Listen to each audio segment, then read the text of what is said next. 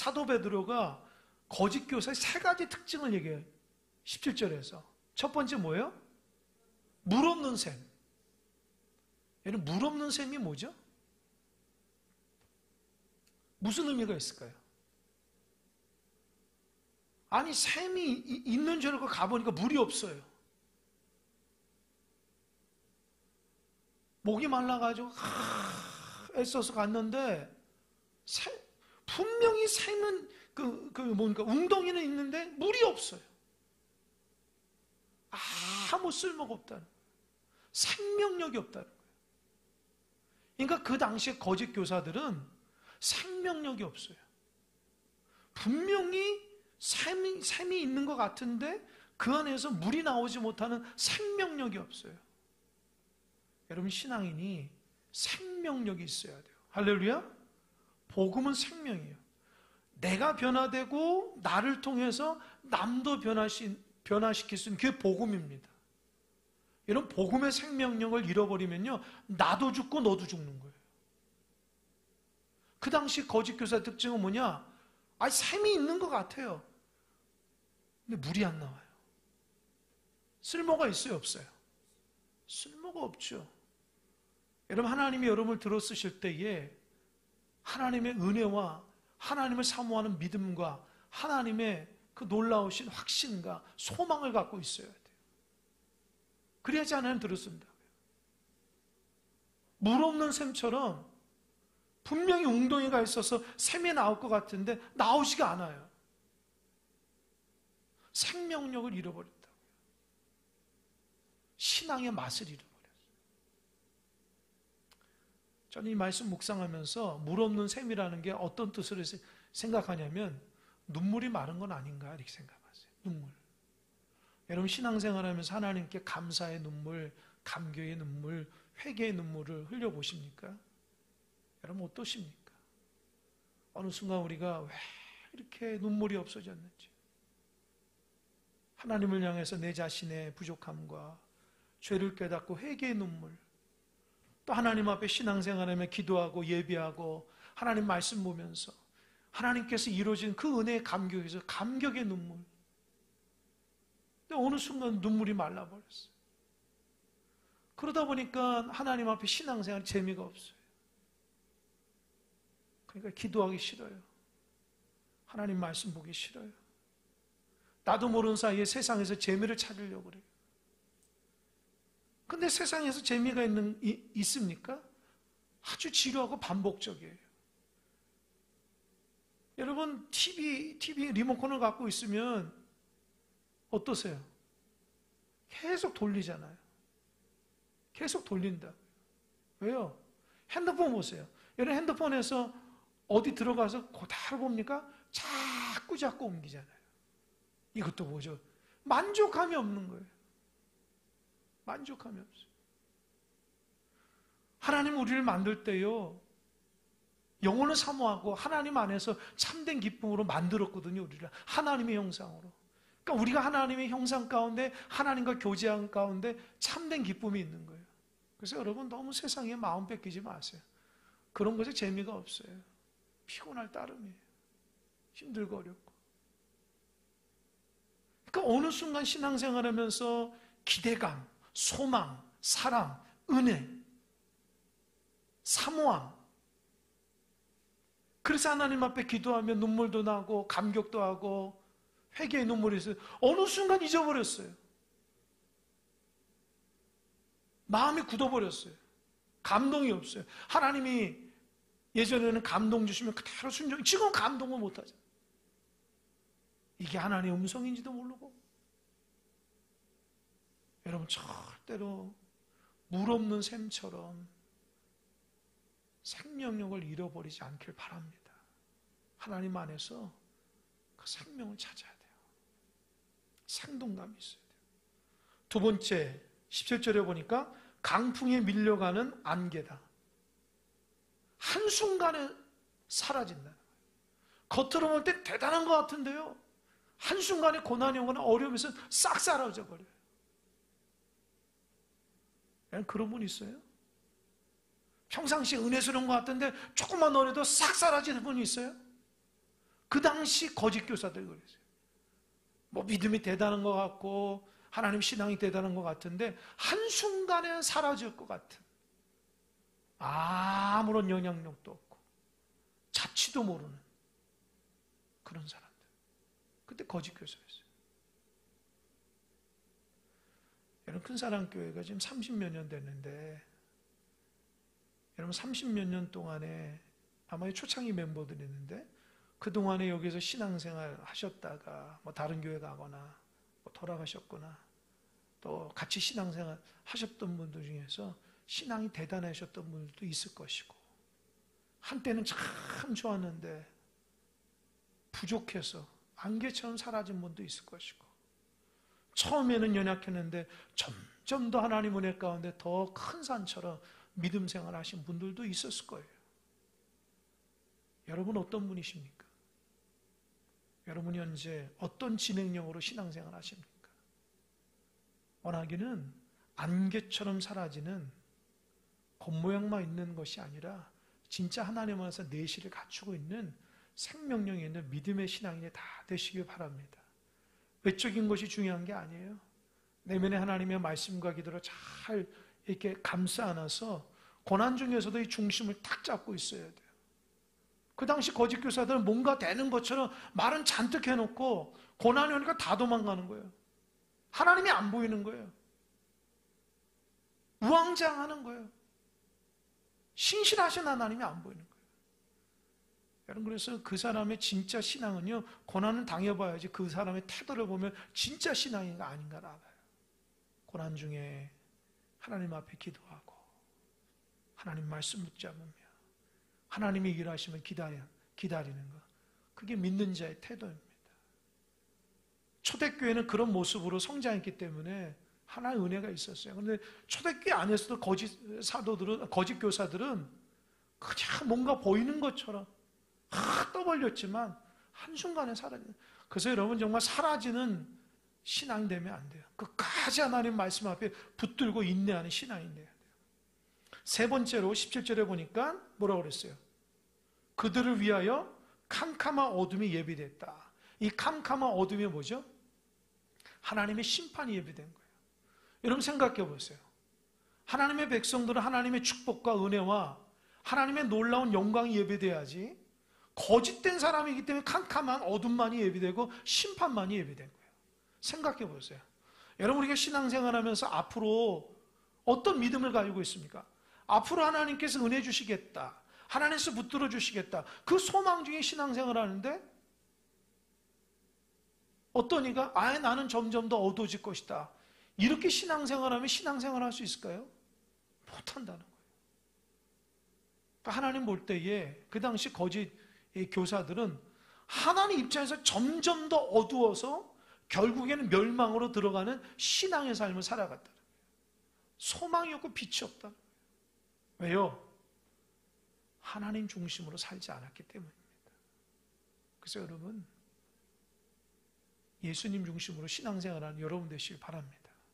그래야지 그 사람을 통해서 빛이 나고 소망이 있는 거예요. 잘 보세요. 누가 소망 있게 신앙생활하는가? 점점 더 어두워지는가? 아니면 점점 더 하나님 안에서 밝게 신앙생활하는가? 스스로 한번 점검해 보세요. 그 주변을 한번 돌아보세요. 나는 어떤가? 나는 점점 더 하나님 안에 소망을 갖고 밝게 신앙생활하는가? 아니면 점점 세월의 흐름 따라서 어두워지는가? 얼굴도 어둡고 마음도 어둡고 생각도 어둡고 삶도 어두워지고 그러면 안 돼요. 하나님 안에 더 깊어지고 은혜, 하나님 은혜 가운데 자꾸 하나님 앞 가니까 그 밝은 빛을 비춰야 되는데 어느 순간 어두워져요. 왜 어두워져요? 왜 어두워질까요? 주님 가까이 하지 않기 때문에 그래요. 하나님의 영적인 교제가 어두워져서 그래요. 하나님 앞에 가까이 가까웠으면 그 빛 대신 하나님의 말씀과 은혜 가운데 내가 밝아질 수 있거든요. 그 당시 거짓 교사들은 하나님과 교제가 없었어요. 겉으로는 하나님과 교제가 있는 척하지만 절대로 교제 안 하고 자기 중심으로 욕심으로 살아가요. 그러다 보면 어때요? 결국 어둠에 캄캄한 심판만이 기다려요. 그러니까 여러분, 베드로 사도가 거친 사람은 아닌데 이 베드로후서를 보면 굉장히 거칠게 나와요. 이 거칠게 말하는 그 대상이 거짓 사도들이에요. 거짓 교사들. 교회 안에 거짓 교사들. 거짓된 사람들. 그 사람들에게는 아주 강력하게 아주 독한 말을 해버린다.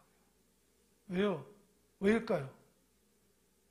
교회가 얼마나 소중한 줄 알기 때문에 그래요.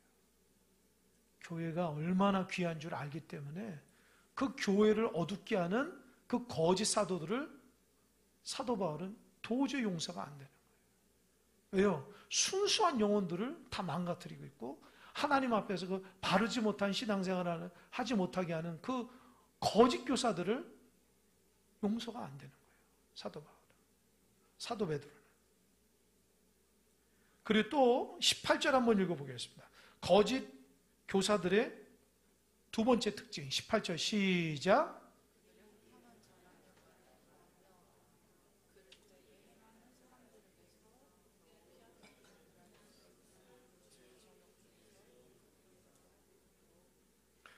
좀 읽을 때 좀 또박또박 했으면 좋겠어요. 어영부영 하는 것 같은데. 보세요. 그들이 허탄한 자랑의 말을 토하며. 이 거짓 교사들, 거짓 성도들의 특징은 허탄한 자랑이 많은 거예요. 그러니까 그들이 아주 허탄한 자랑. 여러분, 신앙은 겸손함이 자랑이 아니거든요. 그러니까 자꾸 자랑하는 거예요. 이루어지지도 않는 것들에 대한 자랑. 자기를 드러내는 자랑. 또 이것도 하고 저것도 하고 하는 그런 허황된 자랑들. 그런 허탄한 자랑들이 많았어요. 여러분, 우리는 그렇게 안 할 것 같죠? 여러분, 언어를 잘 살펴보세요. 우리 자신도 모르게 허황되게 살아간 게 많아요. 저는 목회자이기 때문에 많은 교회를 다니고 또 많은 사람들을 만나잖아요. 목회자들도 만나고 여러 성도들도 만나고 그동안에 만났잖아요. 근데 한결같이 제가 느끼는 게 있어요. 그러면서 제가 깨달은 게 있어요. 신앙생활 못하는 사람의 특징이 있어요. 말이 앞서요. 늘 말이 앞서요. 근데 그렇게 말하는 사람 치고 제대로 신앙생활하는 사람 못 봤어요. 근데 정말 신앙생활 신실하게 한 사람은요, 그런 말을 잘 안 해요. 왠지 아세요? 그냥 순종하며 신앙생활 하더라고요. 목회자들도 마찬가지예요. 제가 만나는 목사님들을 보면 겸손한 목사님들은 말이 앞서는 게 아니라 삶이 앞서요. 근데 그러지 못한 사람들은요, 그냥 말이 잔뜩 해요. 그리고 지키질 않아요. 약속을 지키질 않아요. 그러면서 하나님이 여러 가지로 저를 깨닫게 하십니다. 도대체 신앙이 뭔가? 말이 앞서면 안 돼요. 하나님 안에서 그 말씀대로 살아내는 것이 중요하지, 그렇게 살지도 못하면서 잔뜩 계획만 있고 잔뜩 생각만 있는 게 아무런 의미가 없어요. 근데 우리는 어느 순간부터 그렇게 신앙생활 해버려요. 내가 하나님 앞에 기도하지 못해서 기도에 관해서는 말을 많이 해요. 근데 기도를 안 해요. 이해되십니까? 사랑에 대해서는 말을 많이 하는데 실제적으로 사랑하지 않아요. 믿음에 대해서는 잔뜩 얘기하는데 진짜 믿음 생활 잘 못해요. 기독교가 갖고 있는 맹점 중에 하나예요. 다 아는데도 그렇게 실천 안 해요. 그러니까 저를 비롯해서 우리 여러 성도님들, 신앙생활 오래 하신 분들 모르는 게 없을 거예요. 신앙생활 잘하는 방법 모르는 거 있어요, 여러분?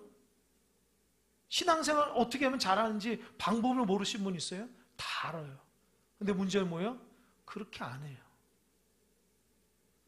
여러분, 하나님 앞에 기도응답 받는 방법 모르신 분 있어요? 다 알아요. 근데 응답 받지 못한 이유가 뭐죠? 그렇게 살질 않아서 그래요. 여러분, 교회가 부흥하는 방법 모르는 사람 있어요? 다 안다고요. 근데 우리가 그렇게 교회를 섬기질 않아요. 이해되십니까? 그러니까 우리가 너무 말만 앞선 거예요. 신앙생활하면서 그렇게 삶을 살아가야 되는데 그렇게 삶은 안 살고 지식만 잔뜩 갖고 있는 거예요. 그러다 보니까 남을 판단하기 쉬워요. 근데 중요한 거는 내가 내 자신은 그렇게 살지를 못해요. 그럼 주의라도 얘기했지만 믿고 행하는 자가 하나님 귀하게 쓰임받는 응답받는 거예요. 그래서 여러분 꼭 기억하세요. 내가 실천하지 않으면 그거는 절대로 참된 믿음일 수 없다. 그 당시 거짓 교사들은 잔뜩 사람이 듣기 좋은 아주 좋은 말만 막 쏟아버려요. 이렇게 하면 이렇게 될 것이고 이렇게 하면 너희들 이렇게 하면 다 얘기하면 실제로 자기가 안 하거든요. 그래서 여러분 우리의 신앙생활하면서 너무 자기가 듣기 좋은 말만 들으면 안 돼요. 사실은 내가 그걸 실천하는 것이 중요해요. 내가 부족하고 연약한 점을 잘 깨달아서 하나님 앞에 내가 신앙생활하면서 그게 부족하다 그러면 조금 더 그거를 실천하며 살아가야 돼요. 근데 우리는 어떻게 해요? 세상의 일은 아주 최선을 다해서 하는데 신앙생활은 그렇게 안 한다니까요. 희한해요. 세상의 일은 이 회사 갔다가 저 회사 갈 수도 있고요. 이 일도 하고 저 일도 하는데요. 근데 최선을 다하는데 신앙생활은 평생 하는데도 집중하지 못해요. 왜 그럴까요? 왜 그럴까요? 뭔가 우리의 신앙이 처음부터 잘못돼서 그래요. 하나님 말씀 앞에서 순종하려고 하는 것이 아니라 너무 듣는 것에 익숙하고 아는 것에만 익숙하고 그렇게 실천하지 않아요. 여러분 초대교회 교회 공동체는 그런 공동체가 아니었어요. 받은 은혜 나가서 전했지 무슨 전도 프로그램에 기도 프로그램 그런 거 없었어요. 그들은 실제적으로 기도의 삶을 살고 전도의 삶을 살았던 사람이기 때문에 그들에게 무슨 기도를 강조하나 전도를 강조하고 그렇게 하지 않아요. 왜요? 그렇게 신앙생활을 했거든요. 그들은 그렇게 하는 것이 진짜라고 생각한 거예요. 얼마 전에 목사님들하고 만나서 얘기하니까 여러분 뉴스에 들으셨죠?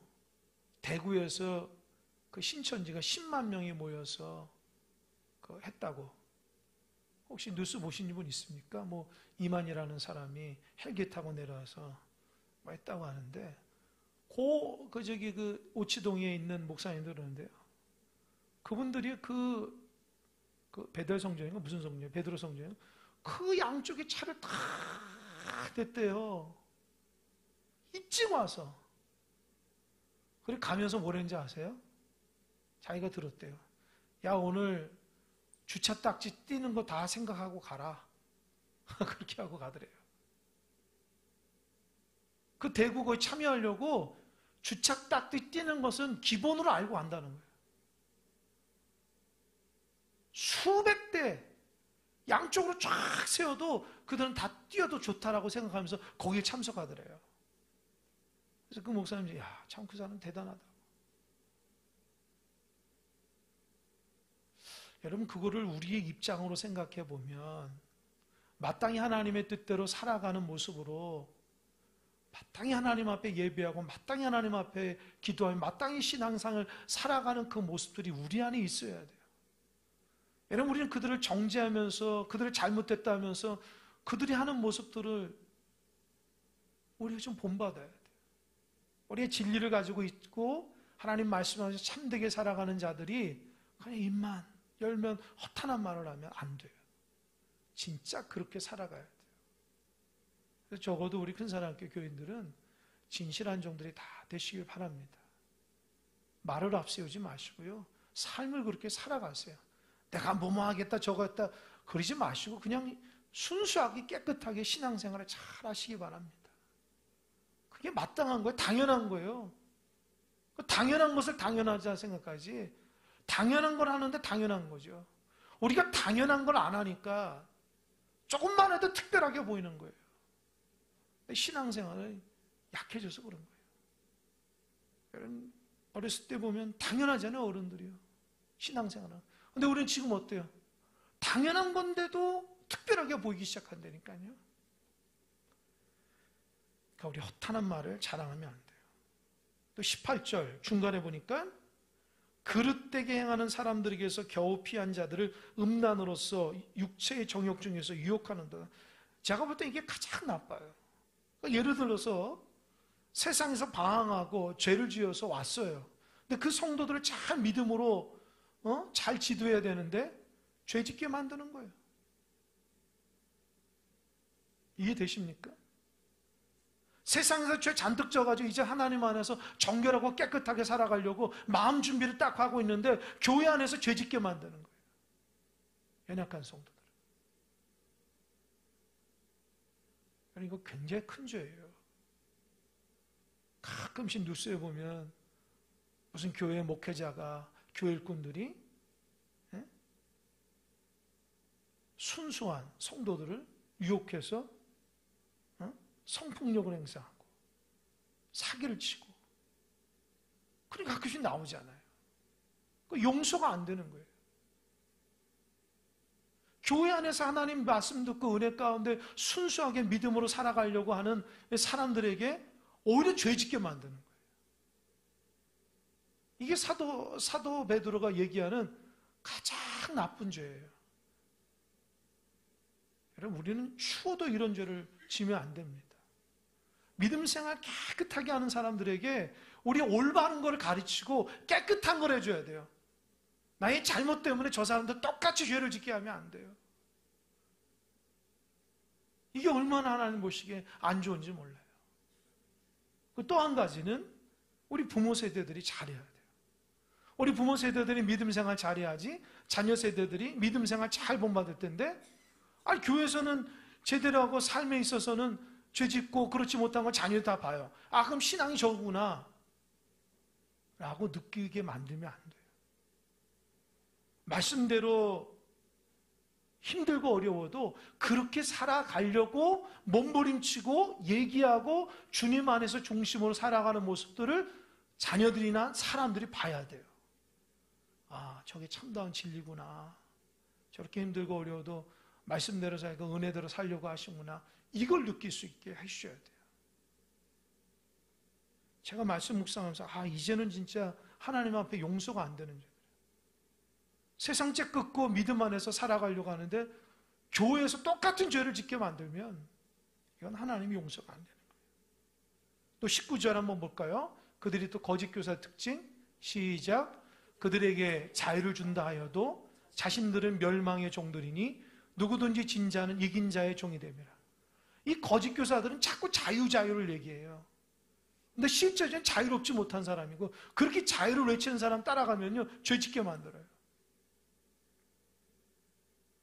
여러분, 우리 안에 그런 사람 없길 바랍니다. 신앙의 자유를 외치다가 잘 보면 죄 짓고 있어요. 하나님 앞에 참된 자유를 얘기하면서 하나님의 마음을 갖지 못하면 안 돼요. 신앙의 자유를 외치다가 하나님 은혜가 다 사라져요. 보십시오. 우리는 살아가면서 어느 정도 신앙의 규범들이 있어요. 나름대로. 예를 든다면 주일 송수는 잘해야 되고, 기도는 해야 되고, 뭐는 해야 되고, 그런 게 다 있잖아요. 근데 어느 순간 물론 형편 따라 그렇지 못할 경우도 있지만, 근데 그런 경우가 아닌데 어느 순간 그것이 막 무너지기 시작해요. 하나님께서 지켜야 되는 그 신앙이 옛날에는 당연한 것처럼 생각하는데 지금은 당연하고 생각하지 않아요. 자꾸 타협해요. 그러니까 자꾸 하나님 앞에 타협을 하기 시작한다. 그 기준들이 자꾸 무너져요. 근데 그 하나만 무너지잖아요? 다른 거 다 무너져요. 이런 곰곰이 생각해봐요. 내가 하나님 앞에 순수하고 깨끗하고, 이거는 적어도 내가 신앙인으로, 내가 직분자로서 이건 하겠다고 다짐해서 꾸준하게 하다가 어느 순간 그게 무너지잖아요? 그거 하나 무너진 게 다른 거 다 무너져요. 그래서 하나님 앞에 기준이 없어져요. 기준이. 소위 자유라고 하는 것 때문에 하나님 안에서 참된 자유를 잃어버려요. 여러분, 우리가 이게 많아요. 사실은요, 자기 합리화가 많다고요. 난 이것 때문에 못하고, 난 저것도 때문에 못하고, 난 그래서 신앙생활 못하고 자꾸 자기 합리화가 많이 빠진다. 근데 자기 입장에서는 정말 어려운 걸 수도 있지만 그것이 하나님 앞에서 지켜나가려고 하는 것이 아니라 이제는 그냥 뚝이 무너지기 시작하니까 그냥 막 중심이 안 잡혀요. 그래서 예전에는 참 규모 있게 신앙생활하는 사람도 뚝이 무너져서 규모가 없어진 사람이 많아요. 스스로 생각하셔요. 내가 적어도 하나님 앞에 정직함과 진실함을 가지고 믿는 자의 모습으로 그런 규범 가운데, 하나님 크리스찬의 규범 가운데, 예배자의 규범 가운데, 기도자의 규범 가운데, 직분자의 규범 가운데, 신자의 규범 가운데 다 살았는데 어느 순간 무너져요. 그러니까 그 사람을 통해서 신앙인이라는 게 느껴지지가 않는 거죠. 하나님 볼 때도 너가 하나님의 자녀냐, 딸이냐, 아들이냐 느껴지지가 않는 거예요. 여러분 다시 한번 주님 안에서 그 규범들을 다시 세우시기 바랍니다. 무너졌으면 세우세요. 그 세우는 것이 하나님 앞에 여러분 참된 자유를 얻는 거예요.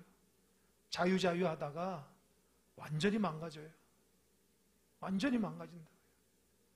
신앙이 너무 나약해져서 이제는 작은 것도 할 줄을 몰라요. 작은 것도 하는 것이 무슨 특별한 것처럼 느껴진다고요. 근데 그 베드로 사도가 얘기하잖아요. 그 거짓 교사들이 그랬다는 거예요. 자유를 외치면서 죄를 짓게 만든다. 그러니까 여러분 이 말이 우리하고는 상관없는 것 같은데 잘 보면 내용적으로 우리하고 잘 맞아요. 그래서 깜짝깜짝 놀래요. 이제 20절 한번 보겠습니다. 20절 자막 한번 볼까요? 20절 시작.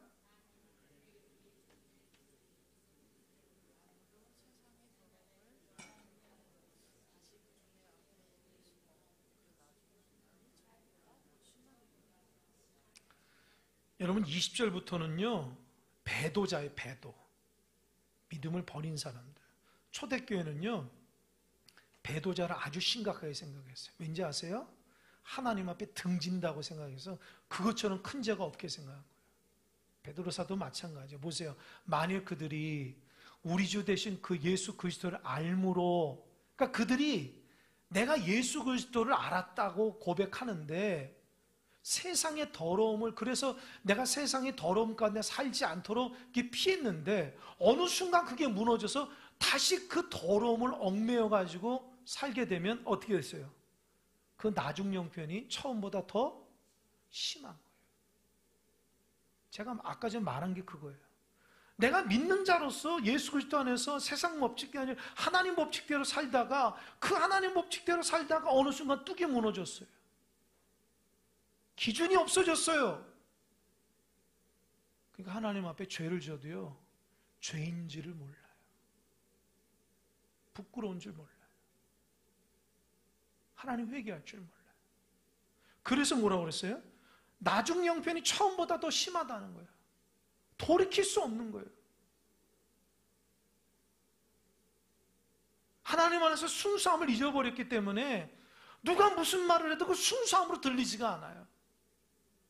이제는 뭐 신앙은 자유고 신앙은 내가 편할 때 믿는 거지, 그렇게 치부해버려요. 뚝이 무너졌어요.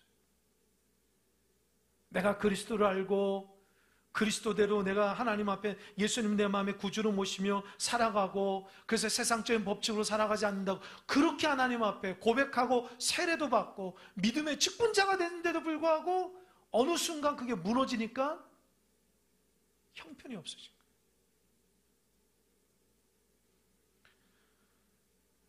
예전에 제가 그 안양교도소, 의왕교도소죠, 의왕구치소에 가서 재소자들한테 말씀을 전한 적이 있어요. 근데 거기에서 그 목사님이,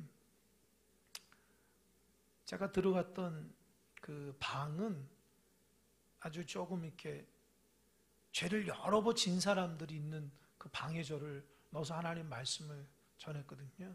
근데 제가 느낀 게 뭔지 아세요? 여러분 어떻게 느끼는지, 교인들 얼굴하고 똑같아요. 교회에서 예배하는 거 똑같다고요. 그게 뭐예요? 저 사람이 죄를 짓는 걸 내가 몰라요. 교회에서 예배하는 성도들하고 그 구치소에 있는 재소자들 예배할 때에 똑같아요, 얼굴이. 죄인이라고 써있질 않아요. 그래서 제가 충격받았어요. 죄인이라고 해서 얼굴에 써인 줄 알았더니 안 그래요. 안 그래요. 똑같아요, 우리하고요. 근데 여러분, 죄를 처음에 한 번 짓는 게 힘든 거예요. 이거는 안 되는데 죄잖아요. 근데 그 죄를 지잖아요? 그 뒤로부터 2번, 3번 짓는 거는 쉬워요. 우리가 하나님 앞에 예수 그리스도를 믿고 중심으로 주님 앞에 살아간다 고백하며 그 기준대로 살아가다가 어느 순간 무너지잖아요? 그 다음부터 무너지는 건 일도 아니에요. 아주 신앙이 형편없게 돼요. 은혜가 다 떨어져요. 하나님 중심으로 살지 않아요. 자기 생각이 그게 기준이 돼버려요. 하나님의 말씀과 거룩함은 다 사라지고요. 자기 생각이 자기 기준이 돼버려요. 그러니까 어떻게 해요? 회개할 줄도 몰라요. 그게 문제예요. 지금 그 얘기하는 거예요. 21절도 마찬가지예요. 21절 자막 시작. 의의 도를 안 후에 받은 거룩한 명령을 저버리는 자 것보다 알지 못하는 것이 도리어 그들에게 나을. 이게 무슨 말이야? 아예 처음부터 몰랐던 게 더 낫다는 거예요. 무지한 게 더 난다는 거예요. 왜 모르면은 그래도 하나님 용서가 되는데 다 알면서도 죄를 져요. 용서가 안 된다는 거예요. 여러분 죄 질 때 왜 몰라서 죄를 져요, 여러분? 그렇게 하면 안 되는 거 알면서도 죄를 짓잖아요. 뚝이 무너지니까 자기 합리화로 한 번, 2번 계속하는 거예요. 말씀을 통해서 또 설교를 통해서 하나님께서 우리에게 주신 메시지 그렇게 하지 말라, 그렇게 하지 말라, 돌이키라, 회개하라 얘기를 해도 그게 한 번 뚝이 무너지니까 반복이 되는 거예요.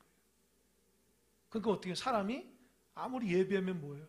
뚝이 무너졌는데 그 거룩함을 잃어버렸는데 하나님 앞에 신실함이 금방 생겨요? 안 되거든요. 그동안 너무 자기 합리화로 살다 보니까 하나님의 거룩함을 잊어버려서 신실함이 없어서 신자의 모습이 나타나질 않아요. 이게 베드로 사도가 너무너무 안타깝게 생각하는 건데 말씀을 묵상한 저에게도 지금의 신앙생활하는 지금 시대의 성도들에게 어쩌면 딱 맞는 것 같아요. 의의 도를 알잖아요. 거룩한 명령을 날마다 받잖아요. 근데 저버린다고요. 왜요? 내 중심으로 사니까 그거 넘어뜨리는 거예요. 뭐 그렇게 해도 되지 뭐 예배 안 드려도 되지 뭐 기도 안 해도 되지 뭐 그런 거 하면 뚝이 무너졌어요. 그 죄 가운데 살아도 그 심각한 건 몰라요. 그러니까 어떻게 해요? 가망이 없는 거예요. 그런 사람한테 누가 권면을 해요? 뚝이 무너졌는. 예를 들어서 회개할 줄 알고 말씀 듣고 회개하고 그렇게 살아야지. 그런 사람한테 권면이 있으면 얼마나 효과적이에요. 근데 그런 거 하지 않는 사람한테 권면해봤자 무슨 의미가 있어요? 지식으로만 듣는데. 아무리 들어도 내 중심으로 신앙생활하는 사람에게 하나님의 기준이라는 게 없는 사람에게 신앙생활에서 무슨 유익이 있겠습니까? 그래서 사도 베드로가 그런 사람들에게 쫓아내라는 거예요. 거짓 그런 교사들에게 쫓아내서 교회 안에 순수성을 알라는 거예요.